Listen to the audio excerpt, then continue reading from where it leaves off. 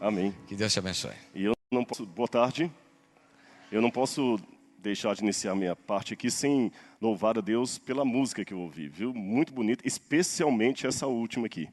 Não em detrimento às outras, especialmente eu fiquei ouvindo vocês assim, vendo o deserto e Moisés ali, e Deus falando você não vai poder entrar, e sabe, muito tocante, viu? Vocês têm que divulgar bastante esse DVD. E eu quero um CD desse. Já falei, joguei um indireto para o pastor ali, onde é que tem loja da casa? Não, é uma produção independente, e o nome está correto, Voz Jovem. Eu me lembro que no NASP uma vez tinha um coral lá, só havia pessoas da terceira idade. E eles queriam colocar o nome do coral, e adolescentes, vocês sabem que é muito criativo, né? E fala, vamos fazer um concurso aqui para vocês sugerirem o nome do coral. Aí alguém sugeriu o Coroas de Cristo. Mas eu acho que o regente não gostou muito e acabou não ficando. Eles deram outro nome lá. Muito bem, pessoal. Nessa tarde, nós vamos estudar um pouco sobre a ressurreição de Cristo. Seria ela um mito, um embuste ou um fato histórico? Será que eu, em sã consciência, posso falar, eu acredito na ressurreição de Cristo e sem ter nenhuma vergonha disso? Bom, olhem essa matéria aqui, que saiu no G1. Aposentada morre e família espera 3 dias pela ressurreição na Paraíba. Dizem que era uma senhora benzedeira ou vidente, qualquer coisa assim, e ela morreu, mas ela deixou um pedido com a família que ela iria ressuscitar. E durante 3 dias o corpo ficou ali sem ser sepultado. Evidentemente que depois dos 3 dias ela não levantou e eles a sepultaram a si mesmo. Olha, quem em sã consciência acreditaria numa coisa dessa? Quando você vê uma matéria assim, fala, é gente que não tem cultura, né? É muito simplória, é fácil de ser manipulada. Uma pessoa em sã... Eu não consigo imaginar um professor da USP acreditando numa coisa dessa, um professor de Harvard, é um negócio meio sem sentido. Porém, se nós olharmos assim, grosso modo, parece que a nossa crença na ressurreição de Jesus é algo parecido com isso. Por que eu estou rindo desse caso aqui? Mas acredito que um judeu, há mais ou menos 2000 anos, morreu literalmente, durante 3 dias, contagem inclusiva, não deram 72 horas, e depois ressuscitou, ainda foi de carne e osso para o céu, sabendo que no espaço sideral o corpo não pode sobreviver sem um equipamento adequado. Na verdade, hoje, a ressurreição de Cristo tem dado tanta vergonha para alguns acreditarem nessa doutrina, que, pasmem com o que eu vou dizer para vocês, está crescendo o número de teólogos, especialmente pastores evangélicos, que não acreditam mais na doutrina da ressurreição física, corpórea, real e histórica de Jesus. Eu vou mostrar 2 matérias publicadas na Time, uma delas... inclusive, foi uma reprodução da PrayNet Newsletter de 1998. É uma pesquisa antiga, mas os resultados são válidos e assustadores. Jeffrey Hadden entrevistou 7.400 ministros protestantes. E ele descobriu que, dependendo da filiação religiosa de cada ministro, a percentagem daqueles que não acreditavam na ressurreição de Cristo era de 13% a 51%. Algumas igrejas, as que tinham menos pastores que duvidavam da ressurreição de Cristo, tinha 13% que não aceitavam. E algumas chegavam a 51% dos seus ministros não acreditando na ressurreição de Jesus. Uma outra pesquisa publicada pelo Instituto Barna diz que também de 7.000... quase o mesmo número, 7.400, essa aqui entrevistou 7.441 pastores, e o resultado foi muito parecido. Entre pastores metodistas, 51% não diziam acreditar na ressurreição de Jesus. Entre pastores presbiterianos, 35% diziam não acreditar na ressurreição de Jesus. 30% de episcopais e 33% de batistas. Puxa vida, quando os próprios líderes religiosos passam a não considerar mais a ressurreição, e é uma coisa delicada isso. Eu digo assim que, para ser coerente, eu trabalho muito com pessoas secularizadas, e eu digo que, quando eu estou trabalhando com um ateu, um agnóstico, um deísta, qualquer que seja o segmento filosófico, eu falo, olha, eu até posso concordar com as suas conclusões se elas forem fiéis aos seus pressupostos. O problema é a pessoa querer defender um pressuposto com uma conclusão que não bate. Isso é um erro que às vezes um ateu comete e o cristão também comete. No caso do ateu, por exemplo, alguns insistem que Deus não existe, mas que eu posso estabelecer valores morais absolutos. Isso é impossível. Para você ser coerente com o seu ateísmo, não existem valores morais absolutos, porque tudo é fruto de leis do acaso. Nós somos frutos de um acidente cósmico, de um acaso. Né? Se o que Stephen Hawking escreveu sobre o universo não precisar de Deus para surgir o Big Bang, então necessariamente também eu não preciso falar que existem leis morais absolutas, existem apenas convenções sociais. Para ser coerente, como dizia Dostoiévski, no livro Crime e Castigo, e Irmãos Karamazov, nos 2 livros dele, se Deus não existe, tudo é permitido. A mesma máxima eu falo para o cristão. Se você diz, eu acredito em Jesus, eu sou cristão, mas a ressurreição não é real, você está dando um tiro no pé. Porque olha o que o próprio apóstolo Paulo testemunhou. Se Cristo não ressuscitou, logo é vã a nossa pregação. E também é vã a vossa fé. Somos os mais miseráveis de todos os homens. 1 Coríntios capítulo 15, versos 14 e 19.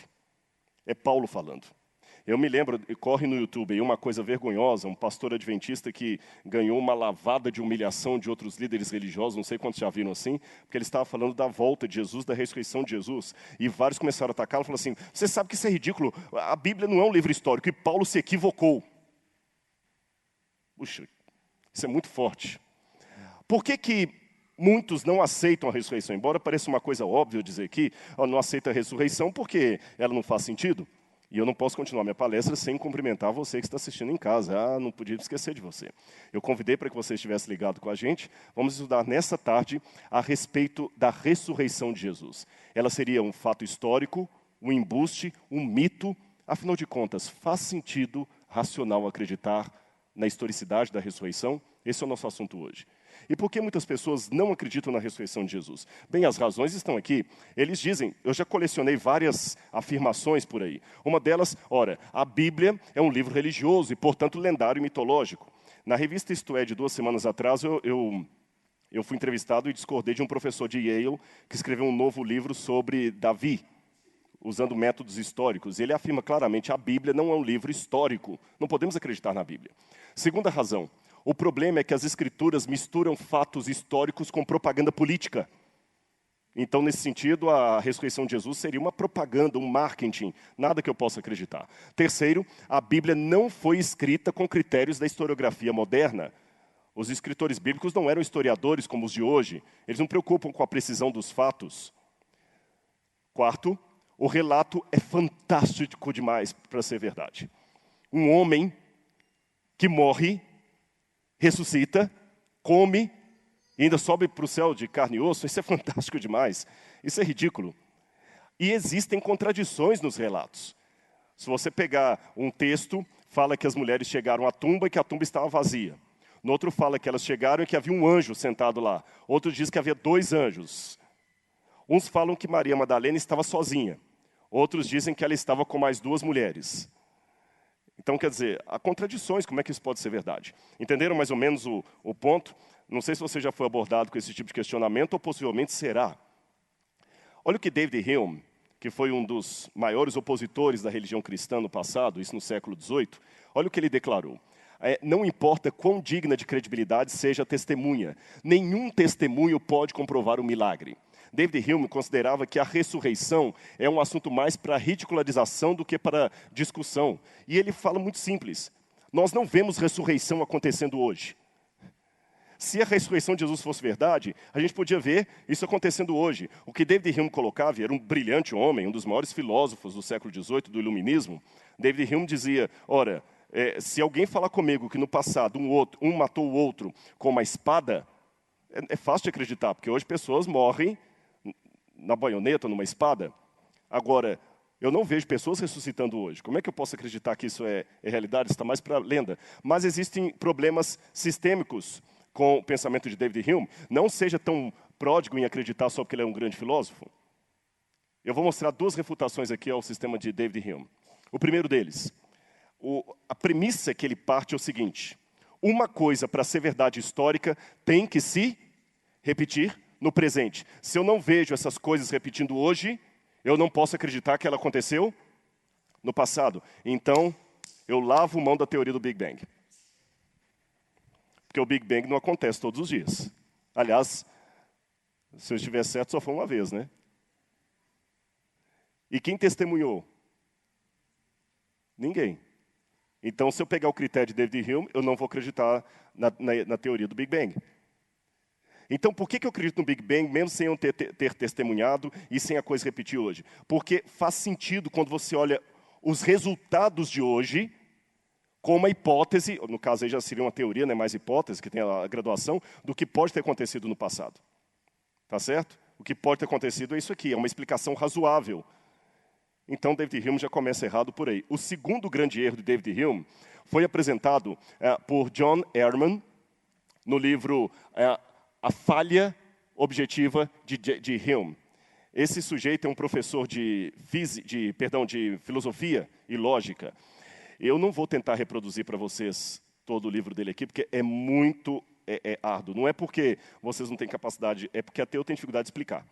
Eu lembro quando eu fiz filosofia, as duas matérias mais difíceis que eu tive foi Lógica 1 e Lógica 2. Lógica 2 é quando você pega todo um problema filosófico e transforma em equação. Você entendeu? Então, é mais ou menos assim. Ele pegou o argumento de Hume, e a matemática é uma linguagem. Matemática não é uma ciência, mas é uma linguagem que você consegue, através dela, ver a lógica de um pronunciamento filosófico ou não. Eu consigo pegar o seu livro e colocar numa lógica, só repetir tudo para ver se realmente fecha a questão. Quais são as maiores possibilidades de uma teoria ou de outra? Então, o que Ehrman falou? O argumento que ele usa, ele pega o trabalho de David Hume e usa a teoria de Bayes para poder prová-lo. Então, ele coloca ali as letras. B é o conhecimento de mundo, background. E a evidência específica que nós temos sobre a ressurreição de Jesus. A tumba vazia, as aparições, pós-mortem, etc. R, a ressurreição de Jesus. Então, usando essas três definições, é possível que se calcule as probabilidades matemáticas de David Hume estar certo ou errado com o que ele falou da ressurreição.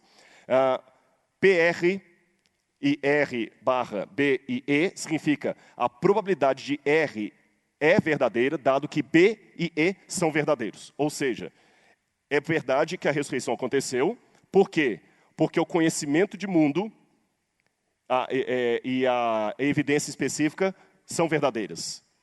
Ou você pode aprontar outra possibilidade, que PR é RB, ou seja, a probabilidade da ressurreição ser verdadeira só acontece porque B é verdadeiro, mas R é falso. Ou você também pode trabalhar com outras probabilidades da ressurreição ser verdadeira, porque E é verdadeiro e B e R são falsos, e assim por diante. É muito complexo. Mas no final de toda essa conta, ele descobre que... Sabe por que eu estou mostrando isso aqui? Porque professor ateu não mostra isso em sala de aula para os alunos. Faz parecer que crente é coisa besta. Tá bom? Explica isso aqui, ó. A probabilidade de R barra E, ou seja, a probabilidade da ressurreição ser verdadeira, dado que o background e as evidências são verdadeiras, é toda essa conta matemática aí. Ou seja, é muito maior do que a probabilidade do que David Hume falou. Mas essas coisas, super interessante, não publica. Agora, deixa eu falar com vocês um pouquinho da história da descrença da ressurreição. A descrença da ressurreição já vem desde o passado. Quando, pela primeira vez, os discípulos anunciaram que Cristo havia ressuscitado, lembra que Paulo falou, era loucura para os gentios, escândalo para os judeus e loucura para os gentios. Os judeus daquela época já vinham com descrença e os gentios até com indiferença. Agora, no começo do segundo século, nós temos um depoimento de Aulus Cornelius Celso, ou Aulo Cornélio Celso em português, um enciclopedista, isso é um trava-língua, hein? Médico, ele tem vários tratados médicos, e num deles ele fala sobre a verdadeira doutrina.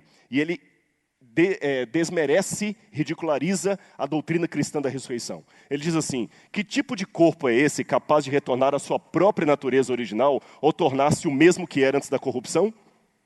Um outro autor também que criticou muito o cristianismo do terceiro século foi Porfírio, que escreveu uma coleção de 15 volumes. hoje perdida, nós só temos referência a ela, onde ele escarnecia dos evangelhos e da ressurreição. Tertuliano respondia isso dizendo que o Filho de Deus ser crucificado não é vergonha, porque é vergonhoso. O Filho de Deus ser morto merece confiança, porque é inepto. E ele ter sido sepultado e ressuscitar é verdadeiro, porque é impossível. Eu vou explicar o que Tertuliano quis dizer naquela época. A história é fantástica demais para ser inventada. Se alguém quer inventar uma mentira, tem que inventar uma mentira crível. Vocês estão entendendo? Vai inventar uma mentira crível. Ninguém vai inventar uma mentira que sabe que ninguém vai acreditar. Traduzindo o latim, foi isso aí que Tertuliano quis dizer na época. Depois passaram-se os anos, os séculos, o cristianismo teve uma hegemonia na Europa e veio o século XVIII, o iluminismo. Aí aparece uma gama de novos intelectuais colocando em dúvida a ressurreição de Jesus. Então eu quis, você sabe que para você discordar de uma ideia, você tem que conhecer essa ideia, senão é um preconceito. Então eu dei uma lida no que essas pessoas diziam contra a ressurreição de Jesus. Um dos primeiros, aí, a maioria deles alemães, foi Hermann Samuel Reimarus. Reimarus criou uma grande tese dizendo que os discípulos roubaram o corpo de Jesus e espalharam o boato da ressurreição. Eles ficaram chocados demais com a morte do seu mestre e para que e eles estavam, até Reimarus diz uma coisa interessante, eles estavam muito confortáveis com a situação de serem pregadores com Jesus. Jesus multiplicava pães, eles não precisavam mais pescar. Então, quando Jesus morreu, eles queriam continuar como pregadores, tendo uma vida fácil. Então, eles mesmos roubaram o corpo de Jesus. Reimarus acha que aquela história lá que falaram que o corpo de Jesus foi roubado, que é verdadeira, que os discípulos roubaram o corpo de Jesus e propagaram o boato da ressurreição para ganho próprio. Depois veio outro intelectual, Friedrich Schleiermacher. Friedrich Schleiermacher, também alemão, ele dizia que, na verdade, não tem nada de roubo. Jesus não morreu de fato. Jesus desmaiou na cruz, teve um momento assim de desmaio, de coma profundo, e depois ele voltou à tona, dando a impressão que tinha ressuscitado. Depois vieram outros intelectuais, como David Strauss e Ernest Renan. Ambos diziam que os judeus, os discípulos de Cristo, tiveram visões subjetivas ou alucinações. Já era uma outra teoria. Os apóstolos não eram charlatães, eram ingênuos. Eles queriam... Sabe que a pessoa, quando quer ver, diz que, para quem quer assombração, aparece, eles queriam tanto ver Cristo que psicologicamente acabaram vendo. Depois veio a Jan Kras, ou Ram Kras, falando da teoria da visão objetiva. Ele dizia, não, Jesus apareceu para ele sim, mas de uma maneira espiritual. Essa visão alemã foi que teve menos adeptos. Mas eu vou colocar também aqui. Depois teve, nos anos 70, Rudolf Bultmann, dizendo, não, o que aconteceu foi o mito. A ressurreição de Jesus foi uma parábola do querigma, da proclamação. Quando Jesus morreu, todo mundo pensou que a mensagem de Jesus ia morrer junto com ele. Mas, para surpresa de todos, depois da morte de Jesus, é que os discípulos pregaram com mais força aquilo que ele ensinou. É como se ele houvesse ressuscitado através da proclamação, do querigma dos apóstolos. Então, quando eles falam da ressurreição de Jesus, é uma grande parábola para dizer que a mensagem dele não morreu com ele como seus inimigos queriam. Depois teve Otto Pfeiderer, que falou da teoria das lendas. Ele dizia que os apóstolos apenas plagiaram lendas como de Apis, Adonis, Osíris, Tamuz, os deuses que sempre ressuscitavam a cada época, e colocaram aquilo ali para explicar a sua nova comunidade religiosa. Agora, além dessas teorias que eu apresentei para vocês aí, tem várias hoje mais novas. Essas ainda estão à baila. De vez em quando tem o Jesus Seminar nos Estados Unidos, que é uma agremiação de teólogos, feita só para desmerecer a Bíblia. Um deles, John Dominic Crossan, com quem eu debati lá no Rio de Janeiro, na Universidade Federal do Rio. Tem outros mais que sempre apresentam aí. E hoje essas teorias são reavivadas e tem algumas novas. Por exemplo, tem a teoria da remoção ilegal do corpo, que os próprios romanos tiraram o corpo de Jesus para evitar o boato da ressurreição. Tem a teoria do irmão gêmeo de Jesus, que Jesus tinha um irmão gêmeo que foi separado dele na infância, e Jesus morreu e o irmão gêmeo assumiu o seu lugar. Tem a teoria também da tumba errada, que eles eles voltaram no domingo na tumba errada, por isso que estava vazio. Vocês estão rindo, mas é interessante que isso são teses acadêmicas apresentadas em universidades como Stuttgart, universidades europeias, sérias, Münster, de homens com seu doutorado, e apresentam isso aí. E aí vem um Discovery Channel, vem uma super interessante entrevista esse sujeito e fala assim, a ressurreição é um mito. Agora, uma coisa que me chamou a atenção, são várias hipóteses sobre o que teria acontecido, né? Uma delas, Jesus morreu, ressuscitou, é a hipótese do cristianismo. Outras dizem, não, Jesus não ressuscitou, ele morreu, mas não ressuscitou. Então o que aconteceu?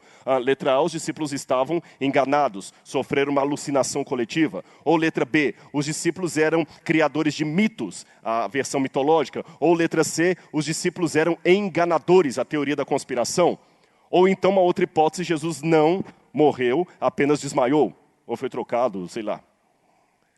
Agora, vejam bem, o primeiro ponto que eu observo, eu ainda não estou defendendo, eu estou primeiro colocando as acusações. Eu não sei se tem advogado aqui, mas primeiro o que você tem que fazer? Você tem que pegar a acusação e depois você vai desmontando a tese do outro. Eu apresentei primeiro a tese dos oponentes que não aceitam a ressurreição de Jesus. A primeira observação que eu faço, queridos, nessas teses, é que os críticos não se entendem. Nenhum desses que eu vou citar aqui acredita em Jesus como Salvador da humanidade, o que ressuscitou. São ateus, ou agnósticos, ou céticos. Mas um debate contra o outro. Por exemplo, se eu pegar no passado, Schleiermacher e Heinrich Paulus atacavam a teoria da visão. Strauss é sempre lembrado como aquele que acabou com a teoria do desmaio. Então eles mesmos ficam brigando entre si. E me chama a atenção que James Dunn concluiu que as interpretações alternativas dos dados falham em prover uma explicação mais satisfatória. Outra questão também, o filósofo Stephen Davis concorda com essa crítica. Ele fala, somos incapazes de exaltar uma história coerente e plausível que relate pelas evidências à mão. Todas as hipóteses alternativas com as quais eu estou familiarizado são historicamente fracas. Algumas são tão fracas que desmoronam com seu próprio peso uma vez ditas. As teorias alternativas que têm sido propostas não são somente fracas, mas são muitíssimo fracas ao explicar as evidências históricas disponíveis. Ou seja, se essa historinha que eu tenho aqui, de Jesus ressuscitado, é uma coisa ridícula, eu não precisaria de tantas hipóteses para desmentir e explicar o que está aqui. Concorda comigo? Bastaria uma. Tese fraca, você refuta com só um argumento. Quando tem um monte de teoria para tentar explicar o que aconteceu, que não aceite aquela... É porque a ideia original não é tão fraca assim. Mas tudo bem.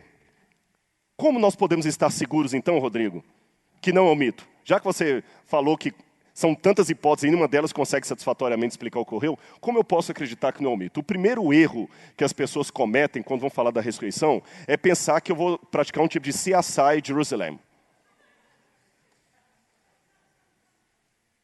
Sabe, coisa forense mesmo. Eu vou lá com a lupa, procurar o DNA, algum vestígio, uma pena da asa do anjo que abriu o túmulo, uma fotografia. Gente, não é assim que se estuda história. Tá, então não é com método laboratorial? Lógico que não é método laboratorial. História não se repete. Não dá para você observar em microscópio. Não dá para ver espectro de história. É fato único. Não dá para aplicar as leis de Bacon, nem de Stuart Mill. Não é elemento falseável para lembrar de Popper. Eu tenho que usar outros critérios científicos para a história que não sejam aqueles laboratoriais. Mas alguém pergunta, então peraí, um cientista que está acostumado com laboratório, com método laboratorial, se eu tivesse um cientista aqui puro, ele pode acreditar na ressurreição? Mas é claro que sim.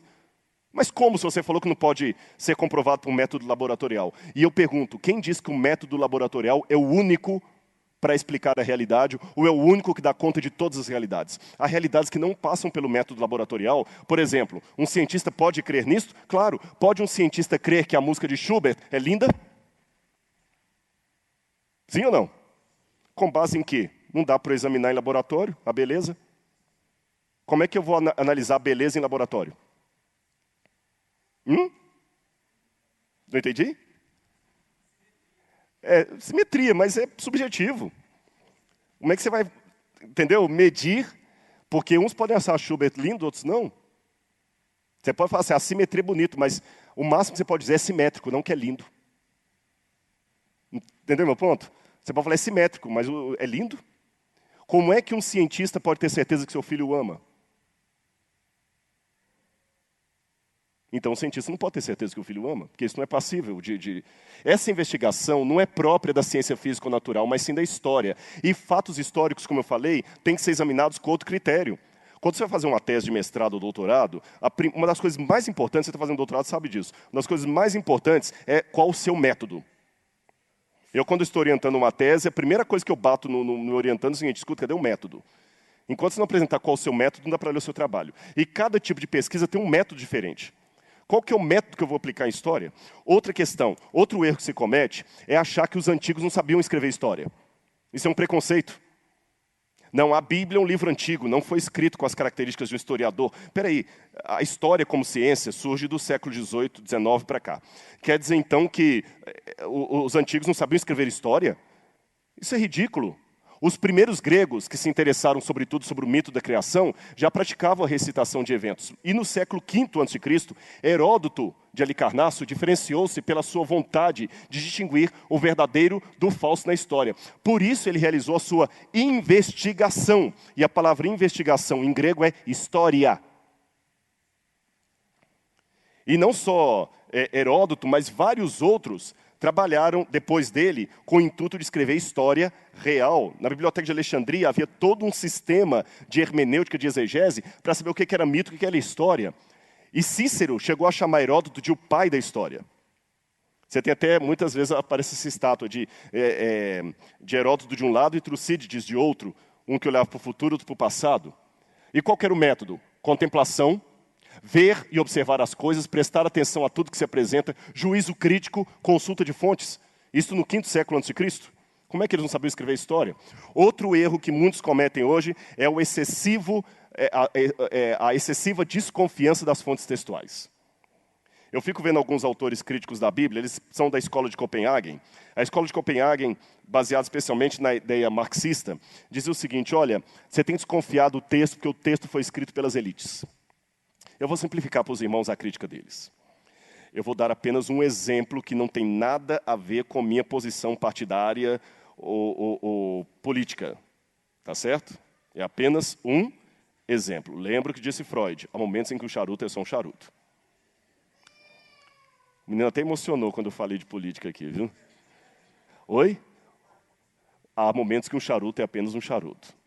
Esse conceito é porque um dia Freud ensinava em sala de aula para os alunos que o charuto era uma reminiscência da ponta do seio da mãe. Então, quando a criança fica ali sugando o leite da mãe, dá uma saudade, então o homem chupava aquele charuto ali para lembrar do seio da mãe. E depois que ele deu essa aula, um dia os alunos o viram fumando um charuto. Falaram: professor, mas você não falou que o charuto é uma reminiscência? Ele falou: não, o bom psicanalista é aquele que sabe os momentos em que um charuto é apenas um charuto. Então, como eu falei com vocês, o exemplo que eu quero dar para ilustrar essa dificuldade que alguns historiadores têm é o seguinte: imaginem que nós não tenhamos muitos documentos hoje. Só sobrou um documento desse período escrito por alguém do PT, sobre o governo Dilma Rousseff. E passam-se 2000 anos. E os arqueólogos escavam aqui o Brasil e encontram um único documento petista sobre a presidente Dilma Rousseff. Qual era a conclusão que os arqueólogos iam chegar? Que foi o melhor governo de todos os tempos. E uma mulher que foi injustiçada porque foi honesta. Perceberam a questão? Mas dizem que toda história tem 3 lados, o meu, do outro e a verdade. Como no passado os pobres não podiam escrever, quem escrevia era a elite publicou o que lhe interessava. A versão dos vencedores. Dos pobres, sabe que em arqueologia eu pouco escavo da vida dos pobres? Porque os pobres não tinham mármore para deixar a casa deles, o que sobrou foi a casa dos ricos. E às vezes é o pobre que conta a verdadeira história. Entenderam por que a desconfiança do texto? O texto é político, o texto é mentiroso. E quem diz que a Bíblia não é mentirosa? Ele é um texto também. Agora, isso está um pouco descartável hoje, porque você tem a historiografia. A historiografia é o conjunto de técnicas e métodos que nós usamos para descrever fatos ocorridos, fatos históricos ocorridos no passado. E para isso, precisamos ter a mesma submissão a métodos típicos do método científico. Então, embora a historiografia sofreu alguma crítica no século XIX, ela ainda é usada hoje.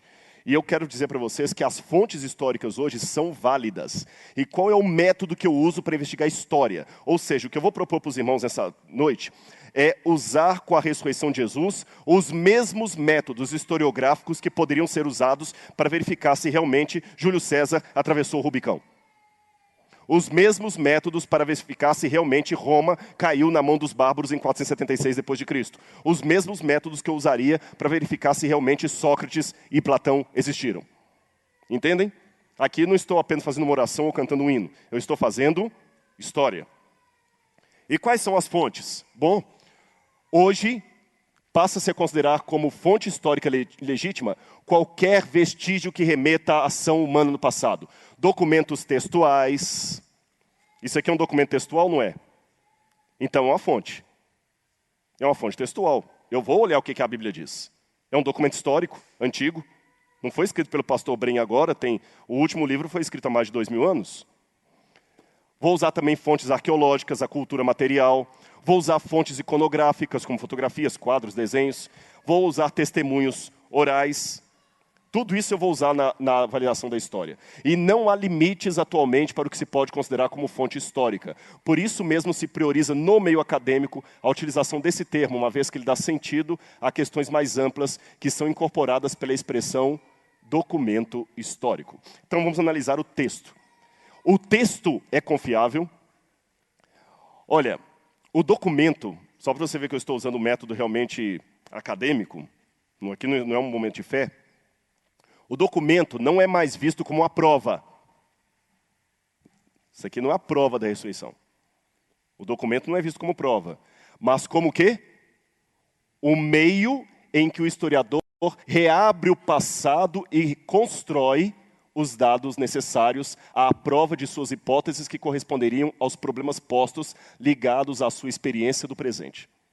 Tá bom? Isso é uma obra clássica de história. Então, o que é que eu vou pegar? Esse texto que a Bíblia falou sobre a ressurreição e avaliá-lo com o conceito crítico da história. Nós temos aí o período da história positivista, marxista e a escola de análise, que é uma escola francesa que nós podemos usar hoje. Bom, e se a história é ciência, ela também tem que ser o seu método.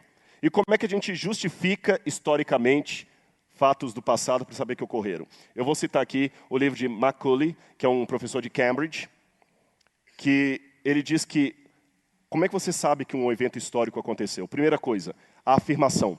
Juntamente com outras declarações já realizadas, para ser verdade, ela deve implicar ainda em outras declarações que descrevem os dados atuais. Quando digo atuais, eu digo daquela época. Eu tenho que ter uma pluralidade de testemunhas. Não basta ser uma só. Outro critério, ela tem que ter um grande escopo explanatório. E o Evangelho tem. Ele explica por que o túmulo foi encontrado vazio, por que os discípulos viam aparições de Jesus após a morte. Ela tem que ter um poder extraordinário. A Bíblia tem. Ela explica por que o corpo de Jesus se fora, porque as pessoas viram Jesus vivo várias vezes. Ela tem que ser plausível em razão do contexto histórico. E lógico, a própria vida e a reivindicação de Jesus, dizendo eu sou Deus, é plausível com a possível ressurreição dele. Ela não é ad hoc nem inventada, ela requer somente uma hipótese a mais. Que Deus existe. Se Deus existe, a ressurreição é possível. Sexto, de acordo com esse autor, uma coisa para ser histórica, ele só fala da história. Quem está colocando as observações de ressurreição ali sou eu, viu? Ela tem que estar de acordo com as crenças estabelecidas. Alguém, opa, então aí falhou. Porque as crenças estabelecidas são que ninguém ressuscita. Mas está de acordo com as crenças estabelecidas. A crença estabelecida é que ninguém ressuscita de maneira natural. Mas a ressurreição de Jesus não foi algo natural, e sim sobrenatural, inédito, único. Então está dentro das crenças. Mais um detalhe, ela supera muito qualquer de suas hipóteses rivais no cumprimento das condições 1 a 5. E como eu vou mostrar para vocês, a hipótese da ressurreição é melhor do que todas as outras. Outros argumentos que eu vou usar aqui para analisar o texto é de Warner Wallace, J. Warner Wallace. Quem que é esse camarada? Ele, durante mais de 30 anos, foi ateu e perito em investigação policial. Criminalista. Com mestrado em criminalística. E ele era especializado em validar ou invalidar testemunhos verdadeiros de depoentes, ou falsos. E ele um dia resolveu usar todos os critérios de investigação criminalística que ele conhecia nos evangelhos. Entenderam o que ele fez? Como ateu, ele pegou todo o expertise dele de investigativo, de juiz investigativo, e aplicou o testemunho dos evangelhos. Sabe o que aconteceu? Deixou de ser ateu e começou a acreditar na ressurreição. Não foi um camarada que veio à igreja e o pastor Brenha pregou bonito e na hora ele ficou emocionado e veio à frente. Não. Ele apenas usou aquilo que ele sabia como ateu. Como desmascarar uma testemunha falsa. Bom, primeira coisa que eu faço para dizer que realmente o relato procede. A primeira prova. Jesus de fato estava morto. E por que eu sei que Jesus estava morto? Olha o que diz Tácito, historiador romano do primeiro século que não era cristão. Nero apresentou como culpados e condenou à tortura aqueles odiados por sua própria torpeza, a quem a população chama de cristãos. Tal nome vem de Cristo, que no principado de Tibério e nas mãos de Pôncio Pilatos sofreu a pena máxima. Quando Tácito, um historiador romano, que não era judeu, não era cristão, diz que Cristo, no governo de Tibério, sofreu a pena máxima, ele não estava fazendo declaração de fé, ele estava afirmando que Jesus, de fato, morreu. Porque a pena máxima dos romanos era a crucifixão. E se ele sofreu, é porque ele morreu. E ele continua dizendo, reprimida na ocasião essa execrável superstição, fez-se novamente irromper não somente na Judéia, berço daquele mal, mas também em Roma. Por que ele fala dessa superstição? O texto latim de Tácito me dá a entender que depois da crucifixão houve alguma coisa extraordinária que as pessoas começaram a falar. Por isso que ele falou de superstição. Então eu tenho aqui um depoimento de um historiador romano do primeiro século, contemporâneo, que afirma que Jesus morreu e que depois da sua morte alguma coisa fantástica começou a ser proclamada. Acompanharam o raciocínio? Vamos continuar. Outro historiador, Flávio Josefo, judeu não cristão. Ele fala, por essa época, surgiu outro foco de novas dificuldades. Um certo Jesus, homem sábio, ele era operador de feitos maravilhosos. José não era seguidor de Jesus. Então, no mínimo, Jesus operava milagres. Porque diz que era o boato que fazia. Ele era operador de feitos maravilhosos. Mestres daqueles que recebem coisas estranhas com prazer. Atraiu a muitos judeus e também a muitos gregos. Este homem era o assim chamado Cristo. José não está falando que ele acreditava que ele era o Cristo. Ele era chamado de Cristo. E quando Pilatos o condenara à crucifixão, mediante acusações feitas pelos principais líderes dos judeus, aqueles que o haviam amado desde o começo não o abandonaram, pois lhes apareceu, segundo diziam, vivo outra vez no terceiro dia. Então, o boato de que Jesus havia aparecido rodou. Esse texto de José é tão fantástico que muitos críticos falam, não, isso aqui é uma interpolação cristã. Com base em quê? Porque todos os manuscritos de José que nós conhecemos têm esse texto, até a tradução em árabe. Como é que pode ser uma interpolação? Outro detalhe mais, essa pedra está no Museu do Louvre hoje, pena que ela está fora de contexto, mas ela foi possivelmente encontrada em Nazaré. É um decreto, está quebrado em parte, de um César, não diz qual dos Césares. E esse decreto diz que qualquer um que violar um túmulo e tirar dali um corpo para benefício próprio, será punido com a morte. Por que os romanos estabeleceriam em Nazaré uma lei que alguém que violasse um túmulo e retirasse um corpo para proveito próprio seria condenado? Entenderam a questão? Vocês já imaginaram a igreja colocasse uma lei? É proibido qualquer pessoa da igreja agora que colocar um gambá dentro do piano vai ser disciplinado pela comissão da igreja.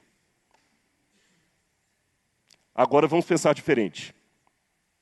Se eu falo assim, qualquer pessoa que for apanhada roubando será punida. Se eu dou essa lei, é porque alguém já roubou alguma coisa e já aconteceu que cumpriu aquilo. Se os romanos colocaram essa lei, é porque em algum momento um túmulo apareceu vazio e disseram que o homem ressuscitou. Entenderam a questão? O boato existia. Olha o que diz o Talmud. Na véspera da Páscoa, eles penduraram Yeshu Hanosri, e penduraram é a mesma palavra em aramaico para crucificaram. Então o próprio Talmud, se está referindo a Cristo, fala que ele morreu. Então eu já tenho aqui claro, não foi desmaio. Jesus morreu. Outra coisa que a gente pega para validar um depoimento são as fontes múltiplas. Você sabe que quanto mais pessoas derem o mesmo depoimento a respeito de um fato, maior a probabilidade daquilo ser verdadeiro. E é interessante que eu não tenho só um evangelho falando de Cristo. Eu tenho 4, e eles são fontes independentes. Fora a possível fonte Quell, o documento que também seria uma fonte independente, e fora Paulo. Muitos dos que ainda vivem, Paulo disse, mais de 500 viram o Senhor. E aqui tem vários que depois fizeram o seu depoimento que viram Cristo. Uma pessoa tem uma alucinação, é muito simples.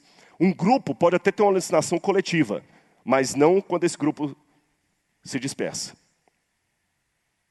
Vocês entenderam?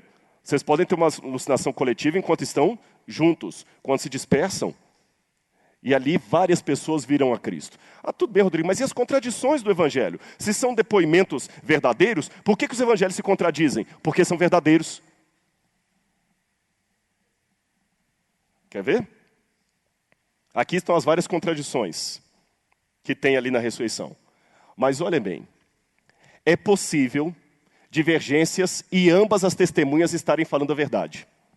As culturas e conceitos pessoais são agregados à pessoa. Toda testemunha capta apenas parcialmente o fato. O cérebro seleciona as informações ocorridas. É impossível a existência de depoimentos idênticos. Testemunhos iguais revelam que as testemunhas foram orientadas. A prova não é segura para lastrear a decisão, o que não demonstra que seja mentirosa. E quem falou isso? A desembargadora doutora Suzana Camargo Miranda. Não foi um teólogo. Então, o próprio pessoal que trabalha... Então, o fato dos evangelhos trazerem discrepâncias que não foram corrigidas, não fica com vergonha, não. É uma prova de que o testemunho era verdadeiro. E as discrepâncias são mínimas. Não são coisas gritantes. É o número de mulheres, tá certo? Se o túmulo estava vazio, tinha um anjo lá. E coisas que você pode explicar de outra maneira. Eu posso dizer assim, Maria Madalena chegou com as outras duas, e depois as outras duas correram para trás, Maria Madalena ficou um pouco mais, Jesus aparece, ela pensou que era o jardineiro. Isso é simples. Não são discrepâncias periféricas. Já falei isso aqui para vocês. Questões psicológicas. Quando a pessoa está predisposta, você sabe que se eu estiver falando para um auditório de pessoas que estão desempregadas, com problema na família, problema financeiro, emocional, se eu tiver um bom apelo homilético, eu posso fazer você deixar de sentir uma dor.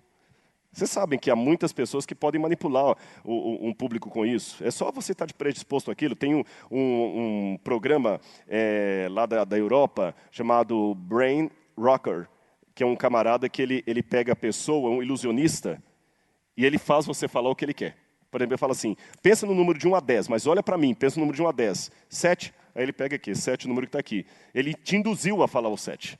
Ele fala que até a propaganda faz isso, porque você já está predisposto.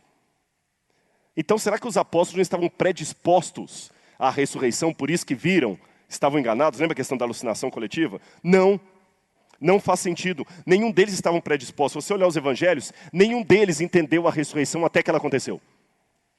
Quando Maria Madalena foi ao túmulo e viu o túmulo vazio, ela não pensou, ele ressuscitou. O que ela pensou? Levaram o corpo. Quando Jesus aparece e ela pensa que é o jardineiro, ela pensa, Senhor, onde é que o Senhor colocou o corpo do meu Senhor que eu vou lá buscar? Tomé falou assim, eu só acredito se eu vir. Não havia predisposição mental para a ressurreição de Jesus. Aliás, na doutrina judaica do primeiro século, você não conhece nenhum autor judeu que ensinasse que o Messias ia ressuscitar daquele jeito. Eu sei que tem uma pedra que eles falam do filho de José, que haveria ressuscitado, mas aquilo ali é uma outra coisa. Mas nas crenças judaicas não havia essa predisposição. Eles falavam de uma ressurreição coletiva no final dos tempos, mas não de uma pessoa ressuscitando agora. Assim, até mesmo o crítico cético do Novo Testamento, Gerd Lüdermann, concluiu: pode ser tomado como historicamente certo que Pedro e os discípulos tiveram experiências após a morte de Jesus, nas quais Jesus apareceu a eles como Cristo ressuscitado. É um crítico que está falando, que é um cético. Agora, até Jessa Verns também e Paul Meyer, professor de História da Universidade de Western Michigan, ambos concluíram: eles, de fato, tiveram alguma experiência com Cristo ressuscitado. Ambos, esses autores, não acreditam na ressurreição. Isso é um detalhe curioso. Nem Jessa Verns, nem Maia, nenhum dos dois acreditam na ressurreição de Jesus. Mas quando eles pegam um texto, avaliando à luz da história, com métodos do historiador, e não com método leigo, eles falam: olha, eu não sei explicar o que aconteceu, mas eles viram Jesus depois da crucifixão. Entenderam? Eles são honestos bastante para isso. Pinchas Lapid, que é um judeu ortodoxo, que não acredita que Jesus é o Messias, ele, aliás, foi inclusive cônsul israelense na Itália, ele já escreveu mais de 30 livros, e um deles foi sobre a ressurreição. E sem negar as suas tradições judaicas, ou se converter ao judaísmo, ao cristianismo, olha o que esse judeu afirmou: eu entendo, com base em minhas pesquisas, que a ressurreição de Jesus não foi uma invenção da comunidade dos discípulos, mas um evento real. Quando um bando de temerosos apóstolos poderiam repentinamente transformar numa só noite, numa confidente sociedade missionária, nenhuma visão ou alucinação, eu acrescentaria nenhum mito, poderia explicar a transformação tão revolucionária. E é um rabino que chegou a essa conclusão. E questões investigativas. Vamos olhar mais uma vez o texto. Em princípio, a tumba vazia não era evidência de nada. Eu já falei que Maria chegou, viu a tumba vazia e não pensou que ele tinha ressuscitado. De que maneira, então, a tumba vazia deu uma ideia que Cristo havia ressuscitado? Vamos ver primeiro aqui. A Bíblia fala, Evangelho de João. Vamos abrir a Bíblia no Evangelho de João.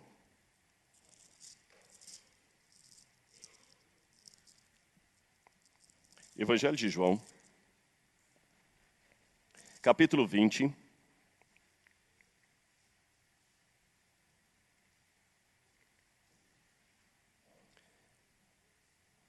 Evangelho de João, capítulo 20, versículo 1 em diante. No primeiro dia da semana, Maria Madalena foi ao sepulcro de madrugada, sendo ainda escuro, e viu que a pedra estava removida. O que ela viu foi isso aqui. Maria chegou, os túmulos eram assim, ó. Isso aqui tudo estava tapado, viu? É só um recorte na pedra para facilitar o desenho. Você vê que a pedra é pesada.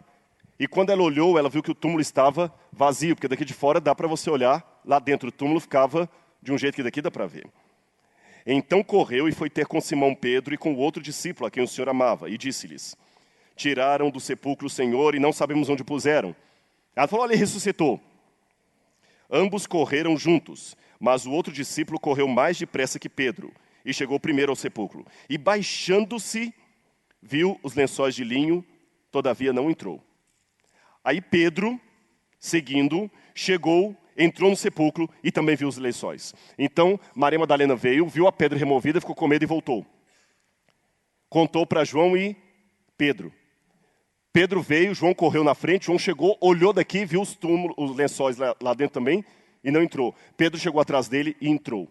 Agora, olhem como está no grego a forma, como é que eu diria, investigativa com que isso é descrito e que na tradução se perde. Olha o que diz aqui nos versos 5 a 7. E, baixando-se, viu. Tá certo? Versos 5 a 7. Aquele baixando-se viu, como é que traz aqui na tradução? Verso 5. E baixando-se viu os lenços de linho, todavia não entraram. Quemeina tá otônia, os lenços de linho, e todavia não entrou.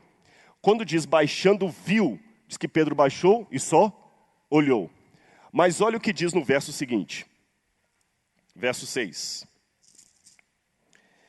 Então Simão Pedro, seguindo, entrou no sepulcro, ele também viu os lençóis. Só que no grego está diferente.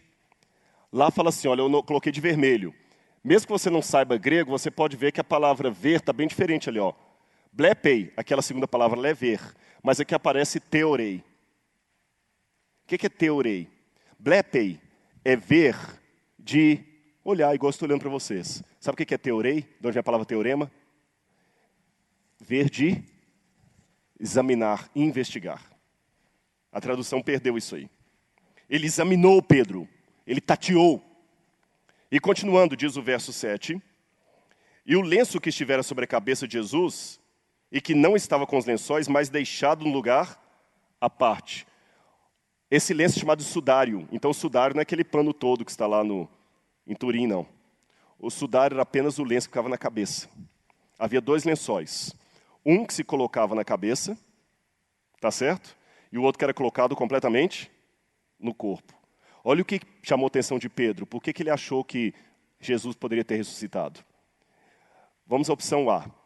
Jesus não morreu na cruz. Como é que ele ia sair pulando ali do sepulcro? Opção B. Opção B. Jesus saiu machucado, mas tirou os lençóis e saiu vivo. Se ele saiu assim, ele saiu com pressa. Era para ter deixado os lençóis jogados de qualquer maneira, mas os lençóis estavam calmamente dobrados num canto. Isso sem explicar como é que passaram pelos guardas, né? Os lençóis estavam dobrados num canto. Mas alguém pode falar, tá, mas alguém falsificou. Também que mas ia deixar marca de sangue, alguma coisa assim, mas tudo bem, vamos imaginar que Jesus tirou os lençóis e alguém dobrou para parecer que não foi feito com pressa. Tinha uma coisa que não dá para falsificar. O sudarium, que era o pano que ficava na cabeça, estava ao lado, e ali aparece a palavra entetelimenon. Sabe, é difícil traduzir esse verbo. Eles traduzem, na tradução aqui, perdeu, colocaram assim, mas o lenço que estava sobre a cabeça de Jesus e que não estava com os lençóis, mas deixado no lugar à parte, no grego estava, mas enrolado no lugar à parte. Sabe qual que dá a intenção no grego? Lembrem que havia um que cobria toda a cabeça e o outro que era colocado por fora. Esse estava dobrado, totalmente dobrado. E aquele que estava sobre a cabeça estava enrolado, murcho, como se a cabeça tivesse saído de dentro do invólucro, sem desmanchar o invólucro. Entenderam a questão? Quando Pedro viu aquilo, como é que alguém pode ter falsificado isso? Alguns lençóis estavam dobrados, indicando que a ressurreição não foi coisa feita às pressas. E aquele que estava sobre a sua cabeça estava enrolado, afofado. É como se ele tivesse murchado, sabe? E ficou ali, sem tirar o invólucro. Por isso que eles viram e creram. Por isso que eles viram que alguma coisa aconteceu que realmente fugia à explicação normal humana. Gente, eles não eram tolos. A gente pensa que esse pessoal da Bíblia, que eles não conheciam anatomia. Que eles não sabiam que mulher virgem não dá à luz. Por isso que ele escreveu aqui a bobagem. Não é por aí, não. E vou mais uma coisa, já estou terminando já. Mas está ficando claro para vocês? Estão ficando claros meus argumentos? Oi? Fica aí. Não, pode ter visita que vem pela primeira vez na igreja, eu falo que eu sempre tenho medo, sabe? Você traz um visitante, a primeira vez, fala assim, vamos lá na minha igreja, vai ter um pregador bastante, um tal de pastor Brenha lá da igreja de Moema, está aqui com a gente. Aí o pastor Brenha vai falar das 140 razões porque ele é um cristão. E depois de 2 horas, está na razão número 4. Não pode fazer isso. No início você tem um auditório, depois um dormitório e termina com um cemitério. Mais um argumento que eu queria dar para vocês. Eu sei que aqui tem advogados. Além das 2 ali, quantos advogados a gente tem mais aqui? Muito bem. Você sabia que uma das mais belas peças jurídicas está na Bíblia Sagrada? Qual seria? O livro de Lucas. A tese do meu primeiro doutorado foi sobre Lucas. E uma das coisas que eu descobri em Lucas, não sou eu sozinho, tem outros autores que falam nisso, inclusive tem esse livro aqui, Paul on Trial. O livro de Lucas, o Evangelho, o livro de Atos, foram escritos com toda a característica de um dossiê advocatício. Resumindo, a tese é que Lucas era, além de médico, ele era advogado. O Cano Moratoriano fala que Lucas era estudante de leis, iuris. E ele escreve, quer ver, eu vou mostrar para você, inclusive esse livro aqui fala de Lucas como advogado. William Ramsay era um cético, um dos maiores especialistas em história romana, que foi estudar o Evangelho de Lucas para discriminar a Bíblia. E depois de estudar Lucas, sabe qual a conclusão que ele chegou? Lucas é um historiador de primeira categoria. Não apenas são as suas declarações de fato e de confiança, mas ele é possuidor do verdadeiro sentido histórico. Em suma, esse autor deve ser colocado junto com os maiores historiadores. E Lucas dá muitas referências históricas, datas, locais, nomes. E quando você pega a estrutura dele, você vê que é uma estrutura legal. E olha o que disse Hamilton, professor de História Antiga na Universidade de Bristol. Ele afirmou que quando se refere a aspectos da lei e o governo romano, os historiadores antigos têm considerado como fontes confiáveis. E para Shevlin White, um dos maiores eruditos em história romana, a confirmação da historicidade de Atos dos Apóstolos é abundante e qualquer tentativa de negá-la é absurda. Vou mostrar a vocês alguns exemplos que provam que Lucas escreveu uma peça jurídica, uma peça. Quando ele escreve, o grego dele é muito parecido com o grego dos advogados quando iam... Sabe que muitos advogados não escreviam em latim. Escreviam em grego. Cícero falou que algumas coisas preferia ler em grego porque se fosse em latim os gregos não iam ter o trabalho de ler. Ele, quando escreve, ele fala assim: tendo, pois, empreendido por em ordem a narração dos fatos que entre nós se cumpriram, segundo nos transmitiram os que presenciaram desde o princípio, que foram testemunhas, ministros da palavra, pareceu-me também a mim conveniente descrevê-los a ti, ó excelente Teófilo. Esse excelente Teófilo é um pronome de tratamento em grego. Crites Teófilos. É como se falasse assim, meritíssimo. Então foi usado num tribunal. E o método que Lucas usa é o mesmo de outros advogados. Sabe como é que no passado eles faziam uma defesa jurídica? Eles, por exemplo, as vidas paralelas, Plutarco falou das vidas paralelas. Plutarco tem esse método que eu vou citar aqui. Dionísio de Alicarnasso também tem esse método. Olha como é que eles faziam uma peça no passado. Vamos supor que, permita-me, doutora Raquel, usá-la como exemplo aqui, apenas ilustrativo. Suponhamos que eu tivesse, apenas uma ilustração, a capacidade de ser um advogado de defesa da doutora Raquel. E suponhamos que a doutora Raquel está sendo condenada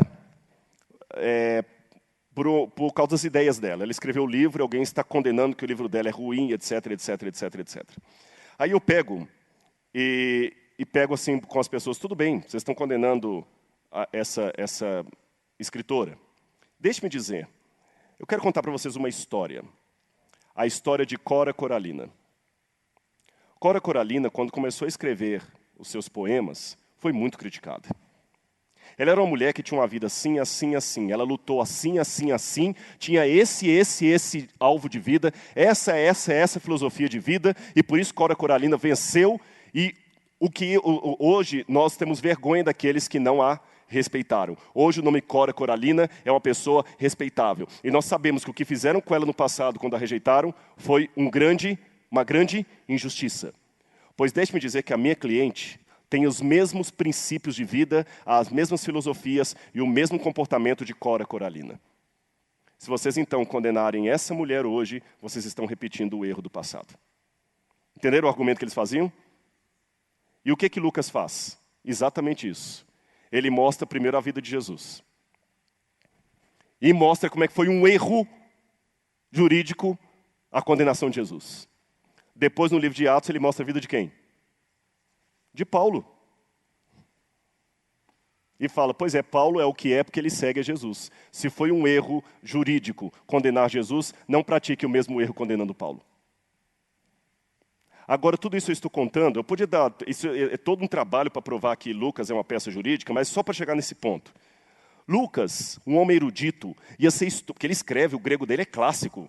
Lucas ia ser estúpido de colocar numa peça jurídica uma história de ressurreição, se não fosse verdade. Então, quando eu falo assim, é absurdo demais para ser verdadeiro, eu digo pelo contrário, por ser absurdo demais, é verdadeiro. Lembra a frase de Tertuliano?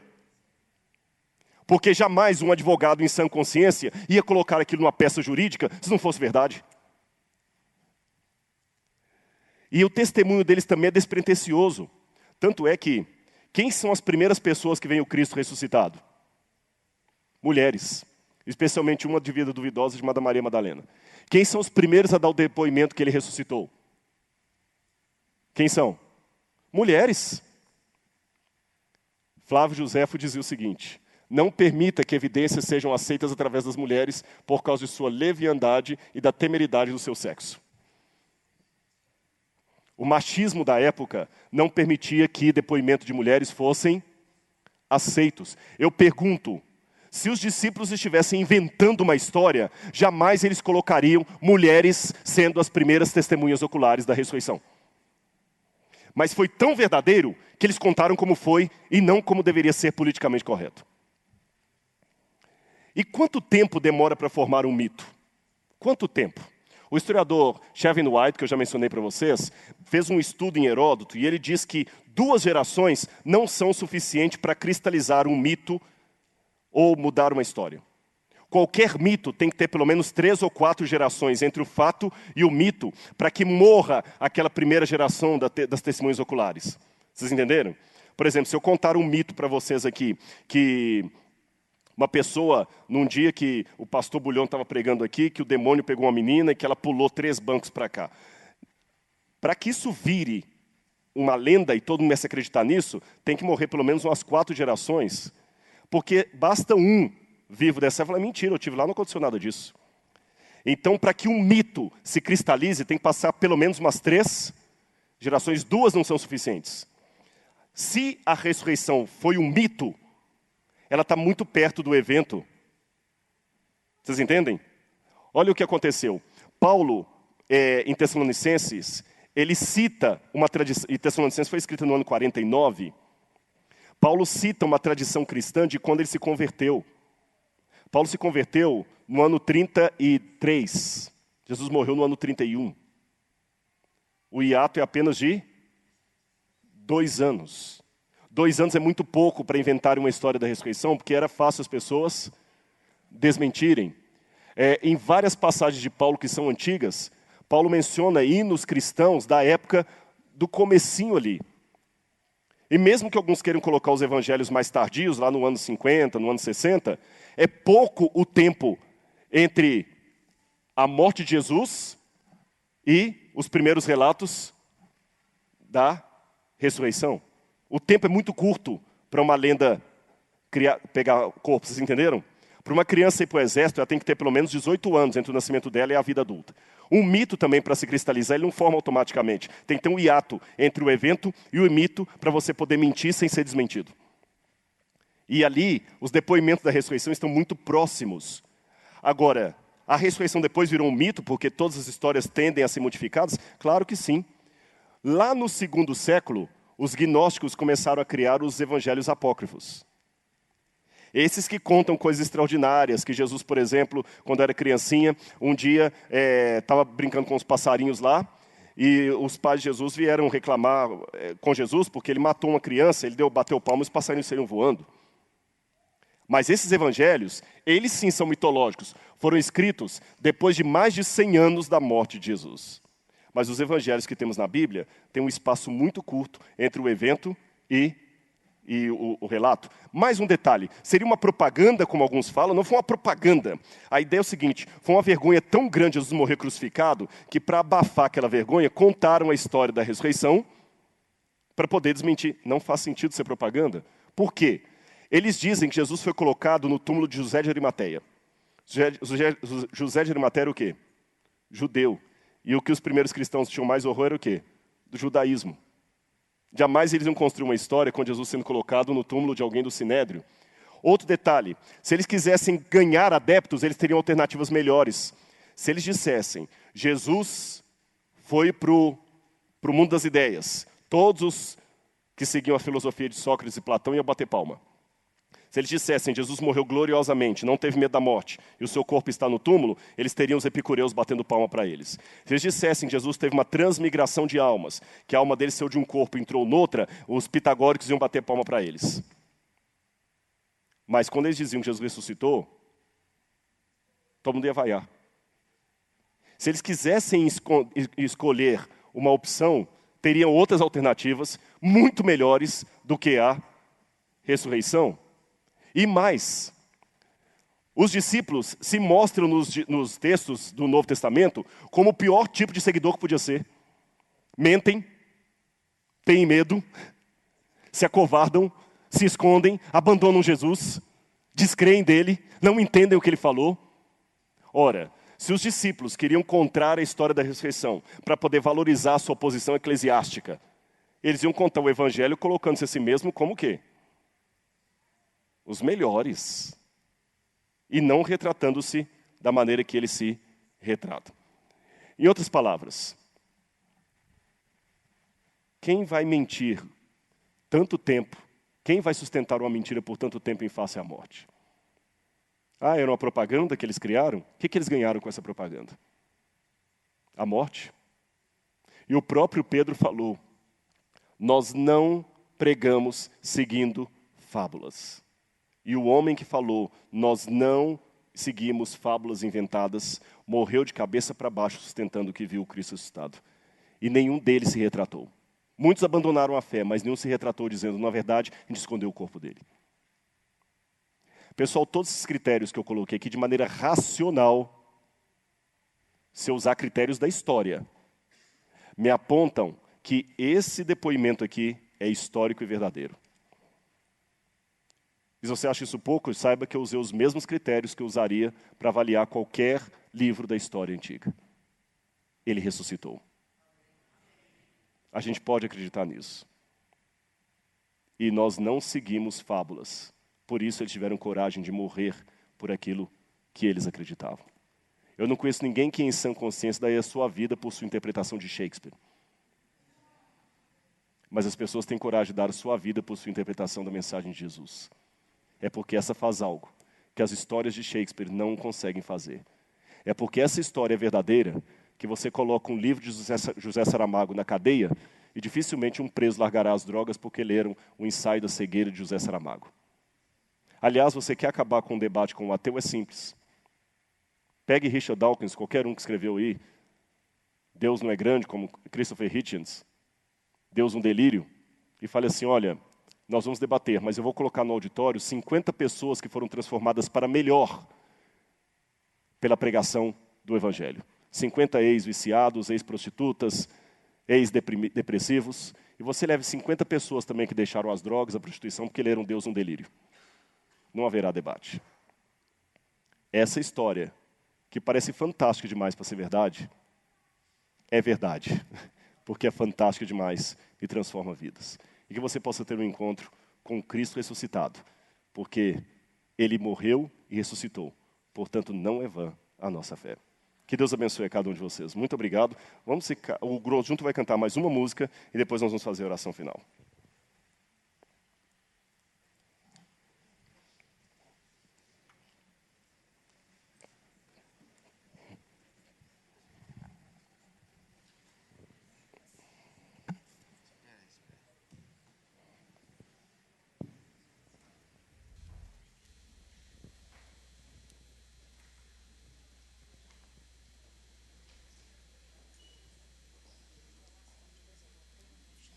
Sim.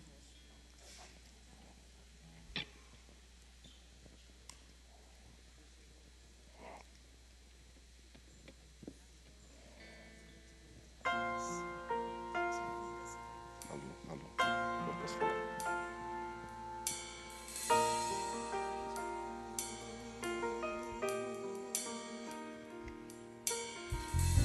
A vida passa, o tempo é feroz. E a cada dia eu tento ouvir sua voz. Em minhas preces eu peço a direção, mas muitas vezes eu sigo a minha intuição. Estou cansado de nadar contra a maré. Ó Senhor, me ajuda, aumenta minha fé. Me ensina a viver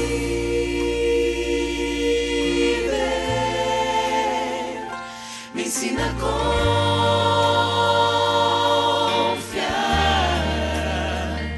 Preciso aprender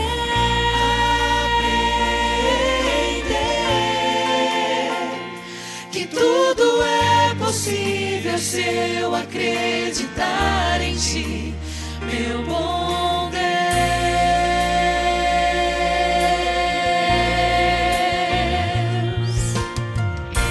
Encruzilhadas, sinais que me confundem. O inimigo quer o mundo destruir, mas tu conheces o filho que criaste. Sabes que o meu coração pertence a Ti. Estou cansado de nadar contra a maré. Ó Senhor, aumenta minha fé, me ensina a viver,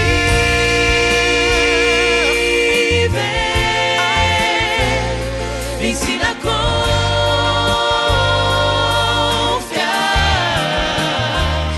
Preciso aprender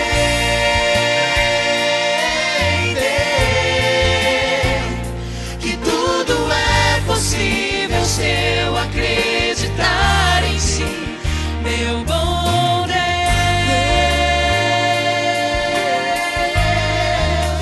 meu bom Deus.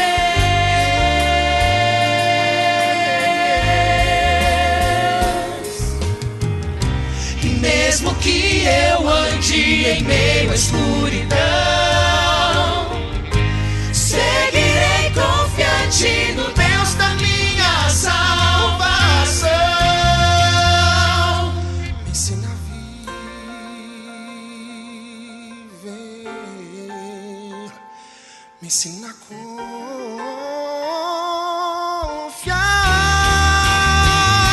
Preciso aprender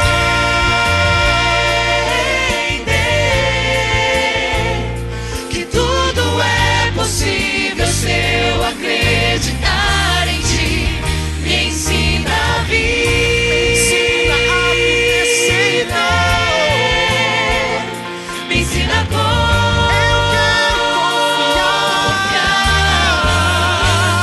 Preciso aprender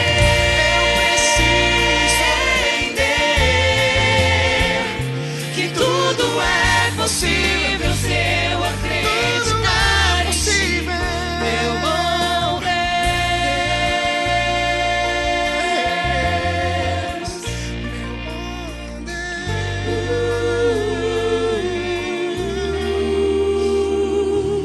Me ensina a viver,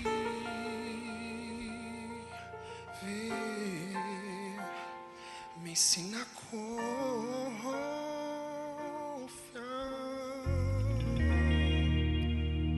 Amém.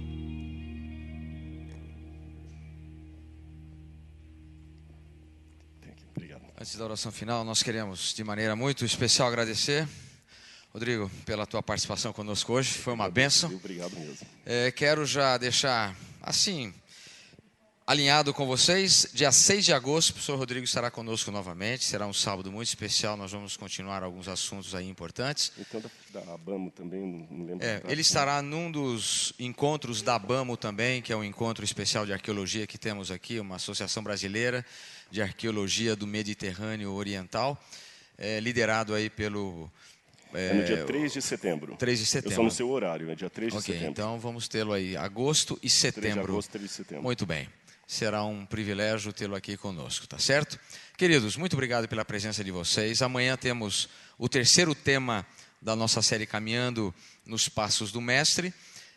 Eu sei que você vai ter aí a sua comemoração especial do Dia das Mamães. Vamos ter aí a pedalada da esperança amanhã às 8h30. Enfim, os jovens, adultos, crianças, idosos, todos convocados aí para virem aí com a sua bike. Pode alugar aqui no Parque das Bicicletas, sem nenhum problema. Vai ser muito bom. E eu espero que você participe e se envolva aí nas grandes atividades que teremos aí nessa semana e no próximo sábado, se Deus quiser. Amém. Vamos ficar em pé. O professor Rodrigo nos Oremos, então. despedirá em oração. Obrigado, querido Pai, pelo teu amor, E obrigado porque teu Filho, Jesus, rasgou a dimensão do tempo, veio até a nossa existência, tomou a nossa natureza, enfrentou as nossas dores, desceu aos nossos infernos, mas ressuscitou ao terceiro dia e subiu ao céu. E se a ressurreição é verdade, todo mais é verdade. A promessa da volta é verdadeira. Dá-nos a tua paz, Senhor. Ajuda-nos a repousar em Ti. Em nome de Jesus. Amém, Senhor. Agradecemos aqueles que nos assistiram aí pela TV Moema. Você pode rever todo o conteúdo das palestras da manhã e da tarde no nosso canal oficial YouTube, Yas de Moema. Entre lá e você pode compartilhar nas redes sociais, enfim. Esse é um material disponível para você, com todo carinho, e está livre aí para você usá-lo da maneira que você achar melhor. Que Deus te abençoe e uma boa semana para todos. Fique com Deus. Tchau, tchau. Obrigado.